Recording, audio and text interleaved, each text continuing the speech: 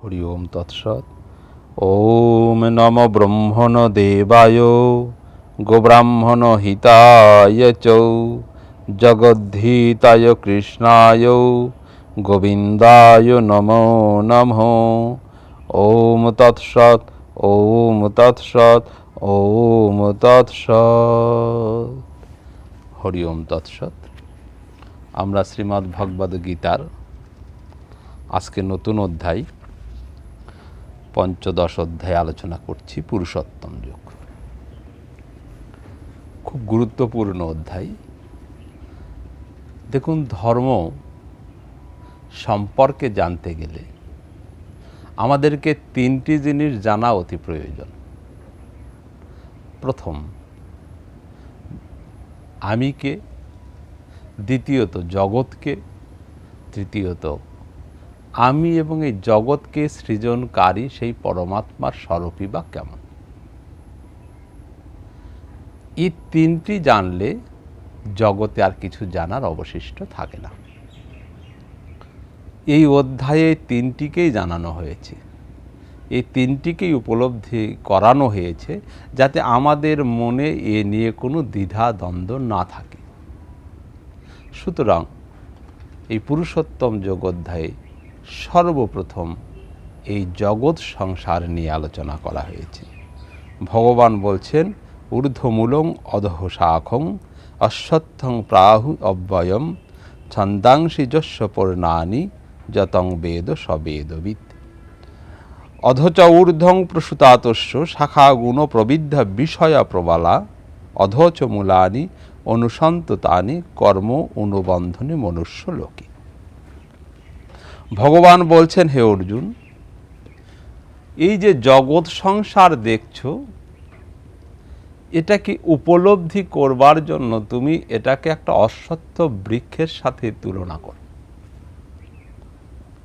একটা বৃক্ষের সাধারণত মূল নিম্নের দিকে থাকে, কিন্তু এই জগৎ বৃক্ষের মূল ঊর্ধ্ব দিকে। দ্যাট মিনস এই জগৎ সংসার পরমাত্মা থেকে সৃষ্টি, পরমাত্মাকে ঊর্ধ্ব দিকে ভাবা হয়। তাই এই জগৎ সংসারের মূল ঊর্ধ্বমূলং, এর মূল ঊর্ধ্ব দিকে। শাখা প্রশাখা পত্র পুষ্প ফল সব নিম্নের দিকে। এবং আমরা এই বৃক্ষের যত নিম্নে দিকে নামব, ততই পরমাত্মাকে ভুলতে থাকব, সংসারকে জড়িয়ে ধরব। কারণ এই জগৎ সংসার নিম্নমুখী। কেননা এই জগৎ সংসার সদা সর্বদা ভোগ বাসনাতে মত্ত, পরমাত্মা থেকে দূরে আমরা। তাই পরের শ্লোকেই বলা হলেন, যেই জীব এই জগৎ সংসারে থেকেও জগৎ সংসারের স্বরূপকে বুঝতে পারে না, এই অনাদি জগৎ সংসার যে অনন্তকাল থেকে আসছে, এই সংসারকে আমিই প্রথম সৃজন করিনি, আমার পিতাই করেননি, পিতামহই বা করেননি, এক অনন্তকাল ধরে প্রবাহমান এবং চলছে, চলতেই থাকবে। তাই তাকে অনাদি বলা হচ্ছে। কিন্তু এই অনাদি সংসারের মাঝে জীবগণ যখন সংসারের মধ্যে আবদ্ধ থাকে, তখন এই সংসারের রূপকে, সংসারের স্বরূপকে উপলব্ধি করতে পারে না। কেমন করে পারে না? আমরা বোঝার চেষ্টা করি। যখন একটি ব্যক্তি সংসারে থাকেন, তখন সংসারে তার বাসনা থাকে। বাসনা পূরণে তাকে অনেক কিছু কর্ম করতে হয়। তার পাশে তার প্রতিবেশী থাকে, আত্মীয় স্বজন থাকে, ভালো মন্দ সব ধরনের লোক থাকে। সুতরাং এই সংসারের তার বাসনা পূরণ করতে প্রতিবেশীর সাথে কখনো হিংসা, কখনো নিন্দা, কখনো অত্যাচার নিজের অজান্তেই সে করতে থাকে। নিজের বাসনা পূরণে নিজের অজান্তেই সে করতে থাকে। তাই আমরা সংসারে দেখি অনেক লোকই বলে যে অন্যায় আমি সহ্য করতে পারি না, কিন্তু ভালো করে চেয়ে দেখুন উনিও অন্যায় করেন, কিন্তু ওনার প্রতি যখন অন্যায় হয় তখন তার বক্তব্য হলো আমি অন্যায়কে প্রশ্রয় দিই না। কারণ মানুষ তার নিজের অজান্তে অন্যায় করে ফেলে। ঠিক তেমনি অনেকে বলে মিথ্যা কথা আমি পছন্দ করি না, কিন্তু নিজে অহরহ ভরি ভরি মিথ্যা কথা বলে চলছে। অর্থাৎ অপরে যখন বলে তখন আমাতে আঘাত করে, তখন আমার বাসনাতে আঘাত করে, তখন আমি বলি না মিথ্যা বলা এটা ঠিক নয়, এটা অন্যায়, এটা অপরাধ। কিন্তু আমার যখন সময় আসে তখন আমি মিথ্যেও বলি, জাল জুয়ো চুরিও করি, মানুষের উপর অত্যাচারও করি, সব করি, কিন্তু যখন অপরে আমার উপরে করে তখন আমি বলি এটা ঠিক নয়।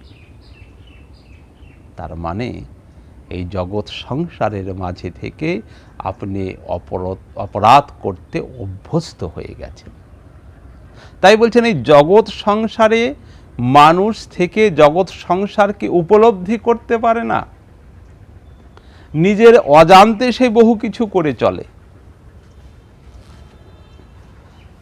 তাহলে এই জগৎ সংসারকে বোঝার উপায় কি? ভগবান বললেন তোমাকে ঊর্ধ্ব দিকে যাত্রা করতে হবে, সংসারের ঊর্ধ্বে তোমাকে উঠতে হবে, তবে তুমি সংসারকে উপলব্ধি করতে পারবে। এই সংসারের যে বন্ধন আছে, মায়া মমতা মোহ, তার থেকে মুক্ত হতে হবে। মানুষ তার অজান্তেই সন্তানের জন্য বহু কিছু করে ফেলে, মানুষ তার অজান্তেই তার প্রিয়তম ব্যক্তির জন্য বহু কিছু করে ফেলে। সুতরাং এই মোহ অপরের প্রতি, এই মোহ থেকে যতদিন তুমি মুক্ত না হবে ততদিন জগৎ সংসারের স্বরূপকে তুমি উপলব্ধি করতে পারবে না। তাই আমাদের পরবর্তীতে বলছেন যে এই জগৎ সংসারকে তাহলে দৃঢ় করছে কে? বুঝতে তো পারছি না, বরং আরও ঢুকে যাচ্ছি সংসারে। দৃঢ় কে করছে? একটি জিনিস, সেটি হলো বাসনা।